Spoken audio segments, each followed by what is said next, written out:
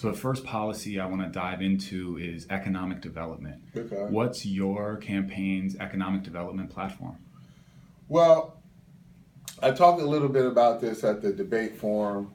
I think everything in Camden at this point needs to revolve around residential housing. I think residential housing is a core issue in Camden that touches on a bunch of things. I run into people that say, "Well, I want to start a business. How can the city of Camden help you or help me?" And the reality is, the best thing the city of Camden can do for somebody that wants to start a business is make sure their house is as valuable as possible. Because the reality is, most small businesses start based on a loan based on the equity of their property. So having a property worth $100,000 versus being worth $40,000 makes a big difference in terms of what you're going to be able to do if you want to start a business.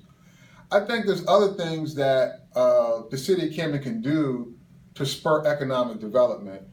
One of the things that I shy away from is I don't believe the city of Camden and the mayor directly does anything to help all these individual people. What the mayor and the city has to do is we have to create a platform for people to be productive. So, quite honestly, my job is to make sure that if you're going to start a business and you go to the tax office, that the property taxes are up to date and that you get all the information that you need. That's the best thing that I can do. Once you do that and you show that Camden is functional, all the economic development, all the people that want to come in and do these things, they'll take care of that themselves. But the problem in Camden has been in economic development or anything that you want to talk about, the city has not helped people at all by being functional.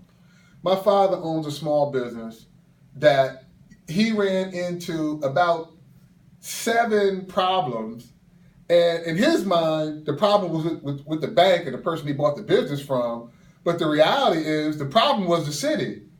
The city didn't keep updated property tax records. They didn't consolidate his tax lot. They didn't do a bunch of things that made it difficult for him to start the business, made it difficult for him to pay his property taxes, will make it difficult for him to sell the business. I mean, those are the sorts of things that, sorry about that. Those are the sorts of things that when you talk about economic development and when you start to talk about what the city can do, that's where the city has to start. That's where the mayor has to start. You have to remove yourself from wanting to pick a winner or a loser and create a platform that everybody can do well and not just, well, I know this person. Like, no, that's not how the city is supposed to work. But So let's just dive into what I'll try to do is break off chunks of this platform and give you a chance to show how you could accomplish that. Okay, sure. So you really focused in these first 2 answers on creating a functional government. Right. What are the steps that need to be taken and how would you do that as mayor? I think the first thing that you have to do as mayor of Camden is you have to get out, talk to people, and have a sense and understanding of what's going on in the neighborhood. I mean, I work, so I'm not in every neighborhood of Camden, but once I started campaigning, I started running into people that I know in different sections of the city of Camden, and you start to listen to people's problem, you start to understand or you start to think about systematically, how can we address this? Systematically, what can we do to empower the residents to take over versus having the city come do stuff? So, you know, for instance, one of the things that the city has to do is the city has to construct a block captain program with some teeth in it and some support for the residents so that when people have trash on their block or when they have things that they don't like, they can go to the government and get those things addressed. So, you know, one of the things, so I know we started out talking about economic development, but I think there's a bunch of quality of life issues that we need to address. There's a lot of functional issues that we need to address, that those things are going to organically start to develop when people realize, oh,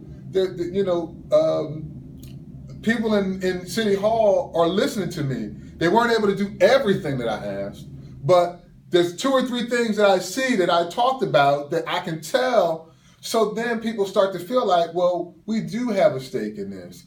We can encourage people to do this or do that. When there's things on our block that we don't like, that we think brings down our property values, we can deal with those things. And that's kind of where I believe that you have to start off. You got to go and you got to listen to people. You also have to have some perspective from just your history in Camden. Like my history in Camden, I've experienced almost everything that anybody in Camden can say that they've experienced. Somebody shot and killed on your block or in front of your house, got it. Car window shot out, got it. Property tax office issues, got them. So, because I'm a resident that's experienced all these things, like there's a ton of things that are just my personal pet peeve issues that I got to deal with that's going to solve a lot of issues from a whole bunch of people. So, I guess that's, I think I've trailed off into so many things, but go ahead, you're going to. No, I think it's a good point that these are interconnected. And I want to circle back when we talk about housing to talk about values and some of the challenges and benefits of that to residents. And maybe we'll circle back to some of these quality of life issues too. Focusing on economic development, the current administration has focused on a strategy that emphasizes bringing companies to the city through tax subsidies or tax breaks. And that's a major part of their economic development plan. I disagree. Okay. I'm sorry, I disagree. Well, go ahead, disagree. That's not their economic plan. That is the economic plan of the state. Okay. They have free road on that economic plan, and to me, it's very, very interesting. In chess, it's a fork, really.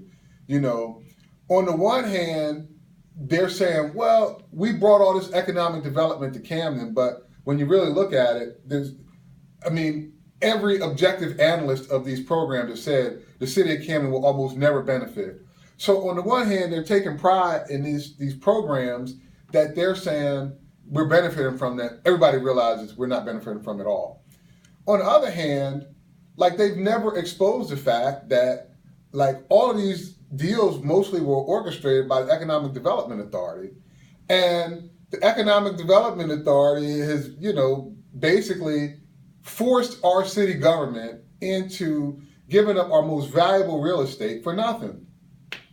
And they've never said anything or they've never given you an impression that they were going to stand up against these people. So, which one is it? And then the other part of the economic plan that is just totally stupid is the eds and meds concept. I've lived a bunch of places. I've been in a bunch of regions. It works in Boston. It makes sense. It works in Philadelphia in that corridor with Drexel and Penn. It makes sense there. It makes sense in a number of different places. In Camden, makes no sense whatsoever. You're not going to economically. So basically, the economic development program at this point is we're either giving away land to people that don't pay property taxes, like Rutgers, or the hospital system, or charter and Renaissance schools, or the people that would ordinarily pay property taxes get an abatement that